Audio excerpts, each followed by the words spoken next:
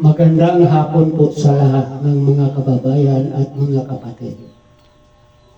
Ngayon po, meron tayong bigyang reaksyon. Tungkol po ito sa Biblia o banal na kasulatan.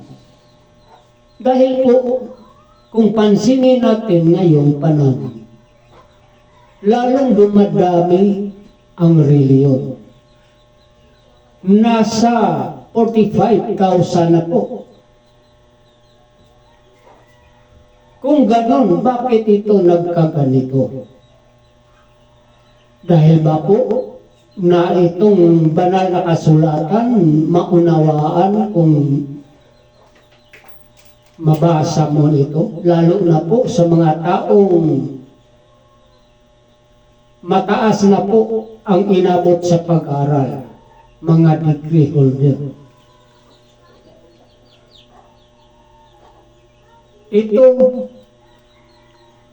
Itong lahat na ating katanungan, ito po ang bigyan nating reaksyon ang isang ministro ng Iglesia ni Cristo na sa kanyang pagturo tungkol po ito sa banal na kasulatan.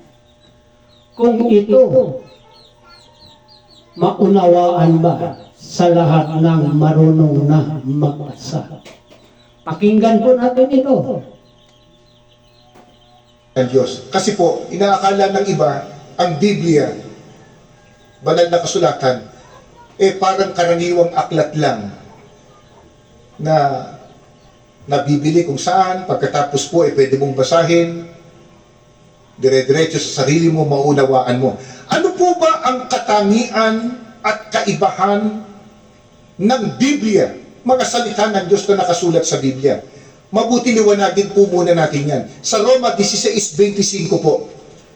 Ito po ang turo ng mga apostol. Pakinggan po ninyo. Babasahin ko po. Ito po.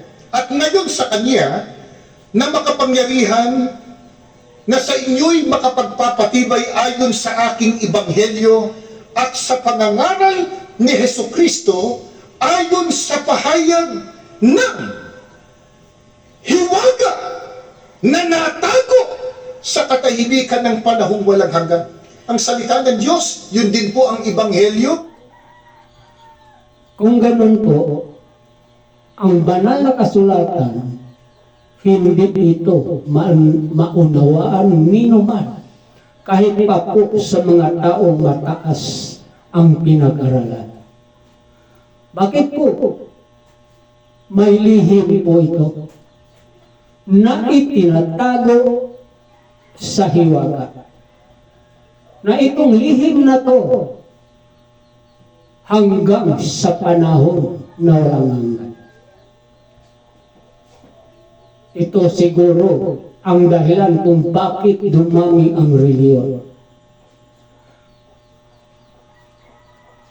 Bakit po? Kung naunawaan ito, siguro hindi dumami ang reliyon. Tingnan nyo sa ngayong panahon. Dahil po lalong dumami ang reliyon, iba't iba ang kanilang pagtuturo. Lalo na tungkol sa pagkilala sa tunay na Diyos.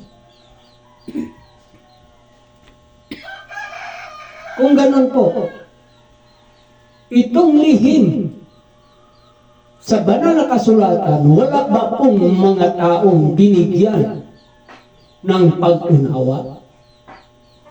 Ituloy po natin itong pakinggan ang pagtuturo ng ating Panginoong Kristo. Ang sabi po, nakatago, itinago na sa hiwaga pa.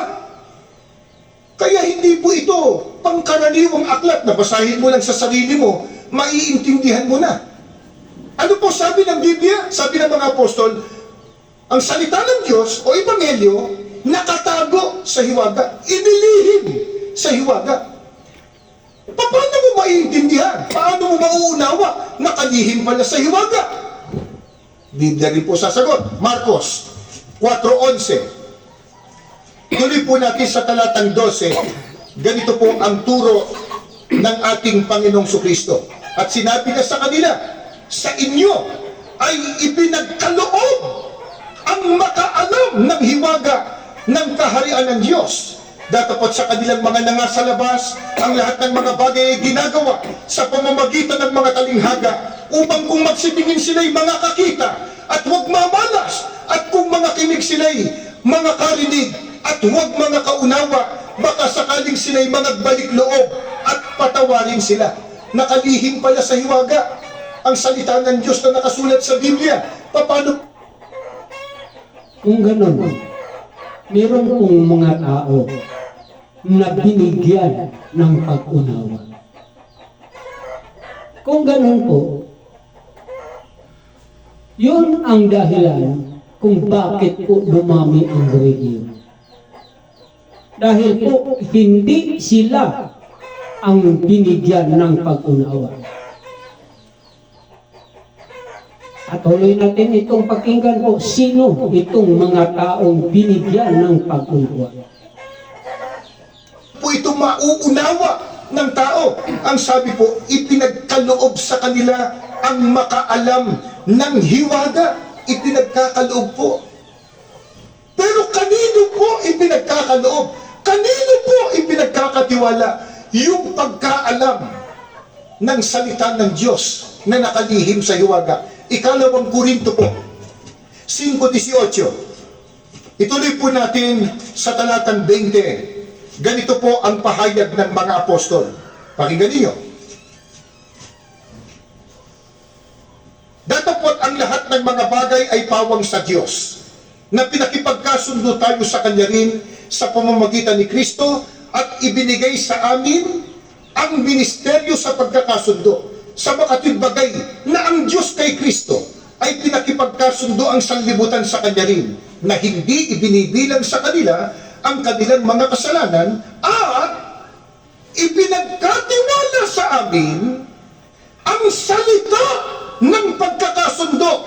Kami nga'y mga sugo sa pangalan ni Kristo, na waring namamanhikan Diyos sa pamamagitan namin. Kayo'y pinamamanhikan namin sa pangalan ni Kristo, na kayo'y makipagkasundo sa Diyos. Kanino po ipinagkaloob o ipinagkatiwala ang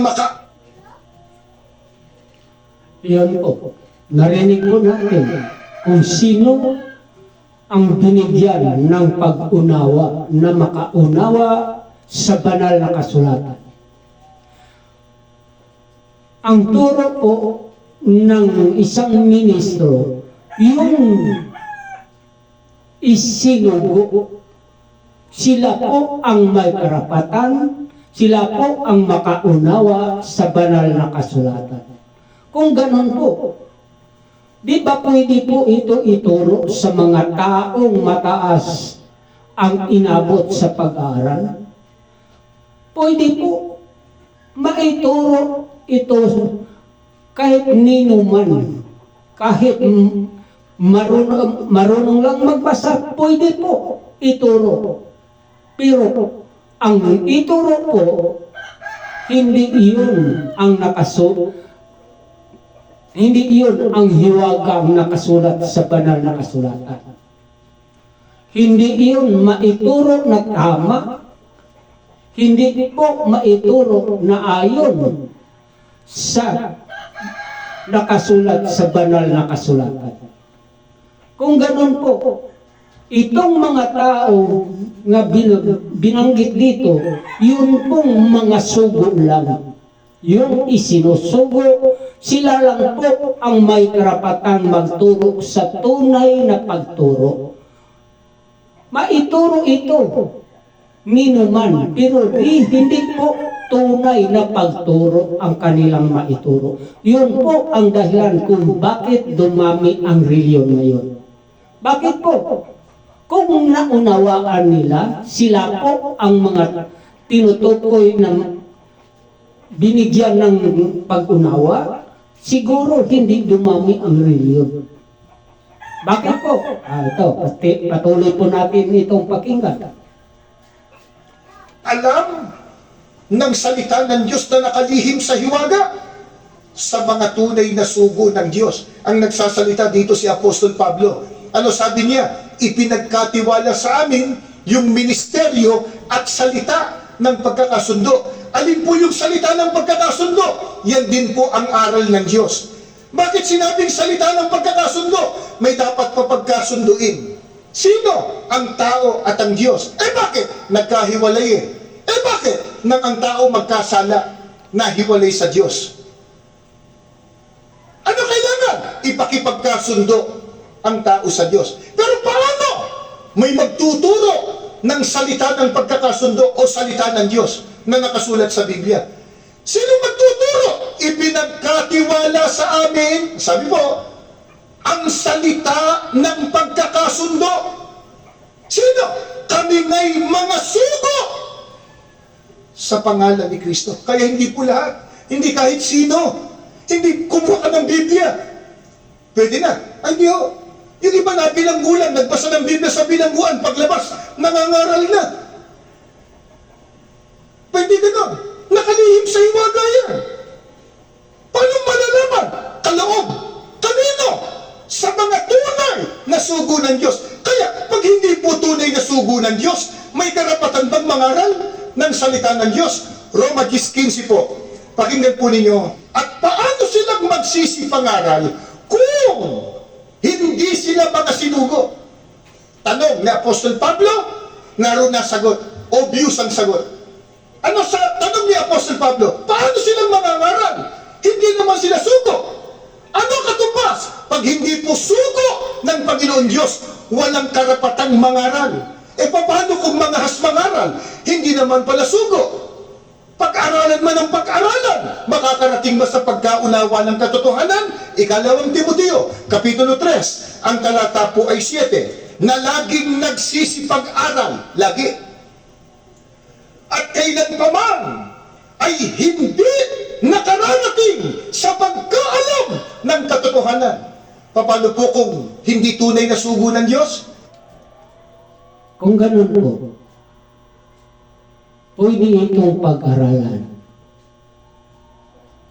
Pag-aralan man ng pag-aralan, ang sabi ng isang ministro, hindi makararating sa tamang pag-unawa.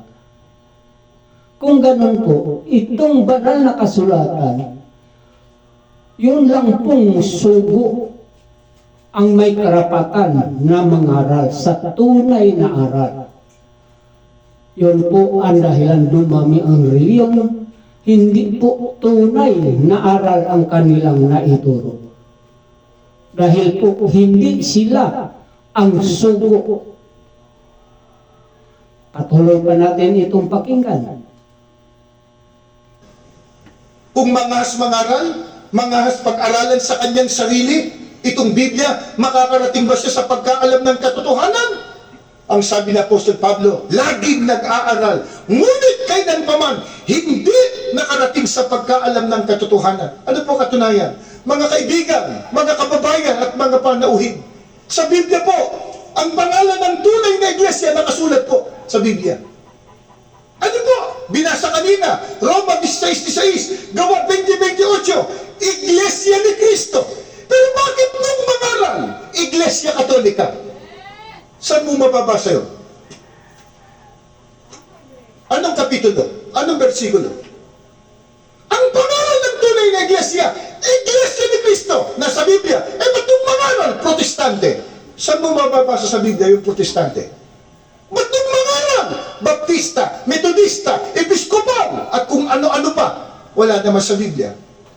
Pero Biblia hawak. Biblia binasa. Nagsunog ng kilay.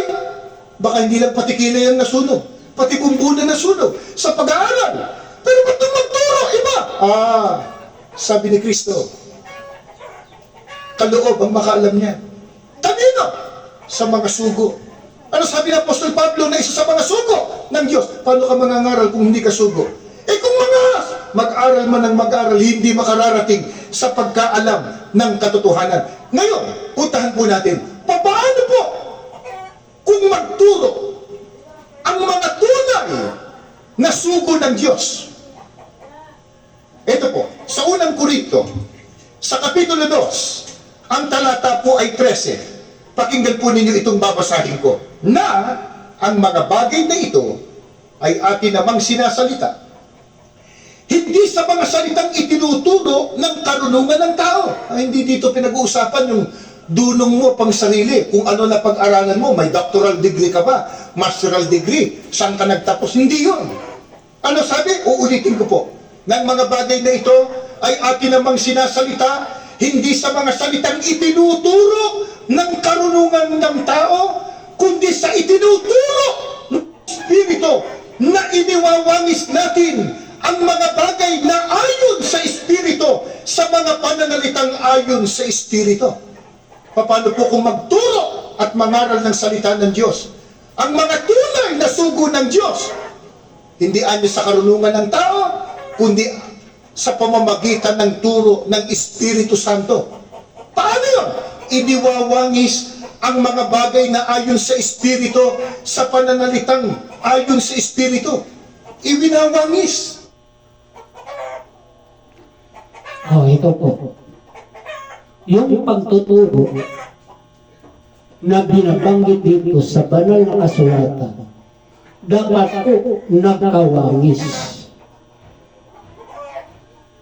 Hindi po nagkasalungatan na ituro na nagkawangis. Kung ganun po, tingnan natin ang iba't ibang mga reliyon. Ito po, bigyan ko natin itong reaksyon mamaya. Patuloy pa natin itong pakinggan po ang pagtuturo ng aming ministro. Sapagkat ang salita po ng Diyos na nakasulat sa Biblia, wala pong kontradiksyon. Walang salungatan. Kumuha po tayo ng halimbawa. Dito po sa Genesis, yung Genesis po ay unang aklat ng Biblia. Babasahin ko po sa Genesis yung 3:1. Ito po.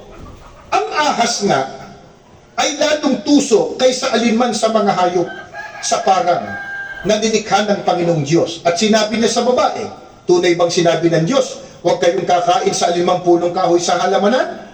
May binabanggit po ditong ahas. Ito po ang dyablo na saan yung ahas? Tinukso yung mag-asawa, si Adan at si Eva. Ang banggit po, ahas. Gusto mong malaman, sino yung ahas?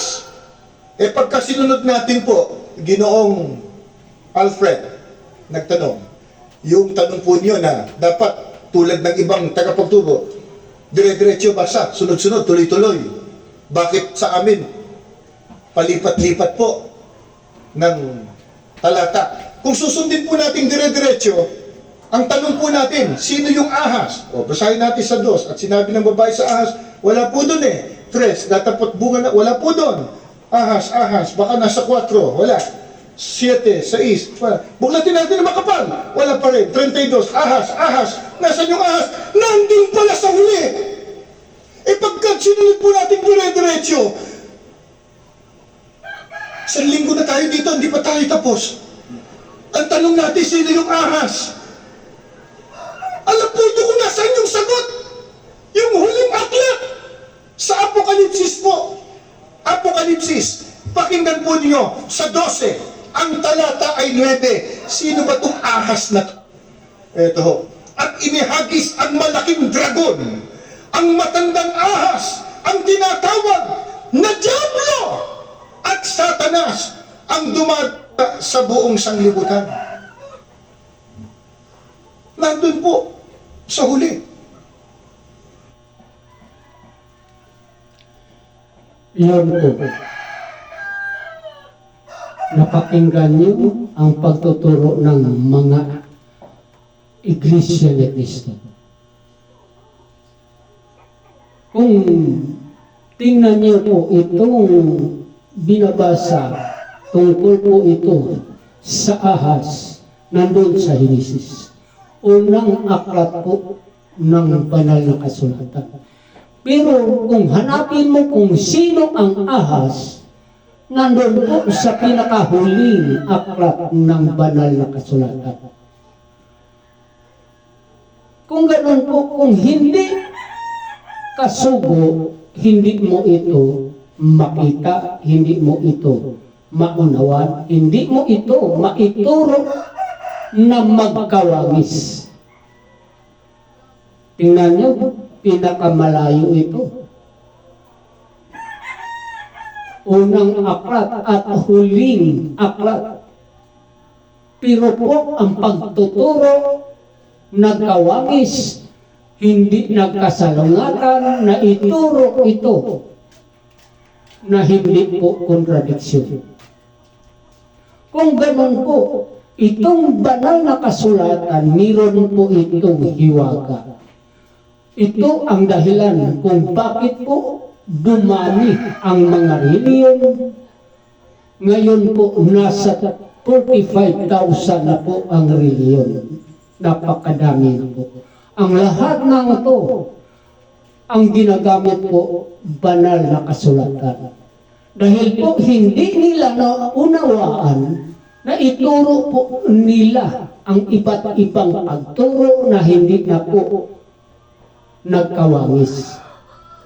Isa po ito, yung binabanggit kanina, na ang Iglesia ni Cristo mababasa po sa Biblia. Pero po,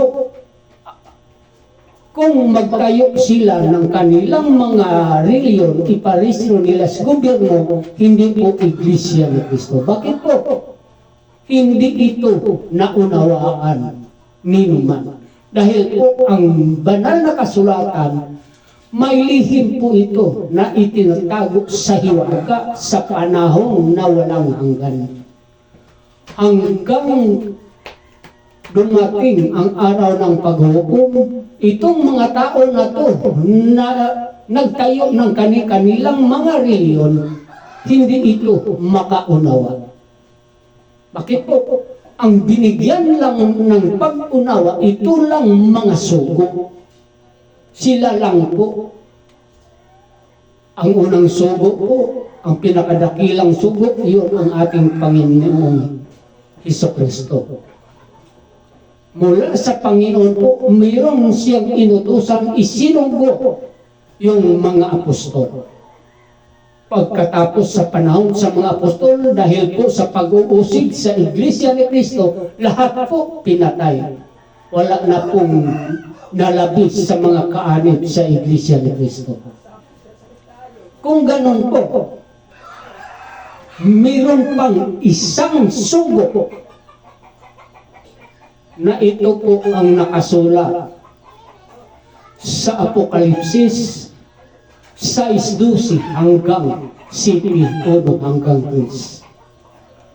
Ito po ang pinakahuling sugo na mangyayari po ito sa katuparan ng hula. Maipahiristro muli ang Iglesia ni Cristo sa gobyerno July 27, 1914. Katuparan po ito sa hula ng Biblia. Kung ganon po, itong Biblia o banal na kasulatan, hindi po ito manunawaan kung hindi kasugo. Kung ganon po, yung sugo po, sila po ang may karapatan na magpangaral sa banal na kasulatan. Kami po nakabahagi mula sa sugo. Dahil po kami tinuruan ng tamang pagturo, yun po nakabahagi po kami, yun ang dahilan binabahagi po namin sa iba. Yun po ang dahilan na kami po nagkaroon ng pag-unawa sa banal na kasulatan.